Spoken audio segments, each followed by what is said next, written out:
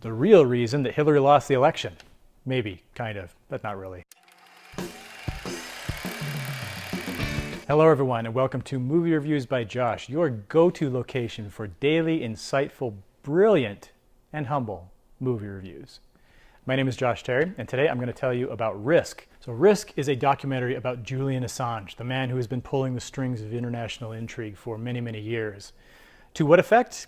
It kind of depends on your opinion of Laura Poitras, who is the documentary filmmaker who basically hung out with Assange and some of his associates for years at a time, starting in about 2010, around the time of the files that Bradley Manning revealed that had some of the footage from Iraq that caused some problems, all the way through the Edward Snowden stuff, and then even through up until this last year's presidential election in the United States. So what makes this documentary unique is that the director, Poitras, follows, she's right there with Assange. She's in his office. She's filming him while he's trying to call. In fact, this is one of my favorite scenes.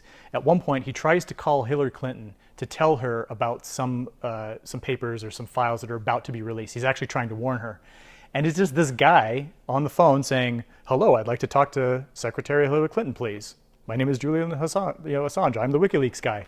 And he just kind of comes across as some guy who just, what the heck, let's just call Hillary Clinton. And he gets caught up in the bureaucratic, the tree and the red tape and all this kind of thing. And so it's kind of interesting, and it's very intimate. That's the thing that this documentary is trying to sell itself on, is that it's up close and personal, which is a good thing and a bad thing, because while you are seeing Assange do his thing right up close, you're not really getting a very objective perspective on it. You're really seeing things from the director's perspective, you're seeing things from his perspective, and you're not really stepping back. I mean, there's a little bit of kind of contextual narration that tells you, well, this happened and then this happened, to kind of connect some dots. But you're really just kind of getting one side of the story. So it's interesting, but it's not complete. I would only really recommend seeing this in conjunction with other documentaries, other studies, doing other research, because while this is very interesting, it's not necessarily as insightful as I would have expected. There are a number of kind of cool elements. In fact, before Snowden kind of comes out, we find out who he is. We hear about, oh, well, there's this source within the NSA and he's been trying to contact you and he says he's got some stuff. And they don't name him because, of course, he's a no-name at this point. And then we find out, oh, this guy who's been trying to call, it's Edward Snowden. And we find out what comes, we all know what happened to Edward Snowden later on. And one of the things that stood out to me the most about this documentary, that didn't necessarily make the documentary good or bad, but does serve as a commentary on Assange and WikiLeaks and all that, was that there was kind of a reality television feel to what Assange was doing, specifically as his own character. Now what I mean to say by this is that the documentary makes him come across as someone who is very concerned about his image. And you don't really spend a whole lot of time debating about whether WikiLeaks, whether what WikiLeaks is doing is good or bad, but there is a lot of talk about Assange himself as kind of the figurehead of this, as this icon. And you kind of get the feeling that it's like, well, so is he really passionate about what he's doing, or is he just really passionate about his own brand? And the documentary, Poitras, the director, you're not really sure what she's doing. It is just a kind of an interesting commentary on celebrity culture, on even political icons, and there's this one image that really was standing out in my mind where he's coming out of a hearing, because one of the things that actually kind of got him not necessarily more prominence, but he didn't really get as much attention until he actually was accused of sexual misconduct back in Sweden. And so they're trying to extradite him from London. And he goes to a hearing in London to find out about this. And there's a shot of him coming out of the courthouse, and he's just surrounded by this media kind of frenzy. A very familiar image. I mean, it's something we've seen over and over again.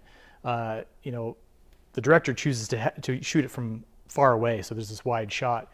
And it's just kind of, it's a very tabloid looking thing. And it's not, Assange is a celebrity and he's kind of an icon and all this kind of thing. And I don't know, I just found that interesting. Not, again, that it makes the documentary good or bad, but in terms of your interpretation of Assange and what he's doing, you kind of get the feeling like, well, I don't know that he's as dedicated to his work so much as he is dedicated to his brand. That's what I came away thinking. In fact, one of the other highlights, I don't want to give away too much, but he does wind up in the Ecuadorian embassy when he realizes that he can't have sanctuary in England because of the possible extradition. Of course, the grand jury waiting for him in the United States. And so at one point, we actually see him as he's getting ready to escape, and he's kind of wearing this goofy disguise. And I think that the documentary might be worthwhile just to see him in his little disguise before he gets ready to flee extradition and justice. So overall, I would say that Risk is kind of a 3 stars out of 4, maybe a 2.5 stars out of 4 type of movie. The documentary, it is interesting. It's definitely, you know, worth taking a look at. It's not amazing. It's not particularly insightful. I don't feel like I learned a whole lot from it. It was just kind of interesting to watch and kind of think about. I don't know that it actually has a rating. It does have a little bit of R-rated language. There's also, it shows some of the footage that Manning leaked, where it shows some of the military action in Iraq that isn't particularly graphic. There's a lot of dust clouds and things, but when you kind of know what's going on, it might be a little bit disturbing. Outside of that, it's a pretty tame. It's a lot of talking going on in this documentary. So is Assange a hero, or is he just a diva? Give me your answers. Tell me what you think. Put them in the comments below. So thanks as always. This has been Movie Reviews by Josh, your go-to location for daily movie reviews and insights. My name is Josh Terry. Be sure to subscribe on your way out and keep your notifications on so that you can see our new videos as soon as we post them. And thanks as always to our friends at Rocketgator for their continued and loyal sponsorship. We'll see you next time.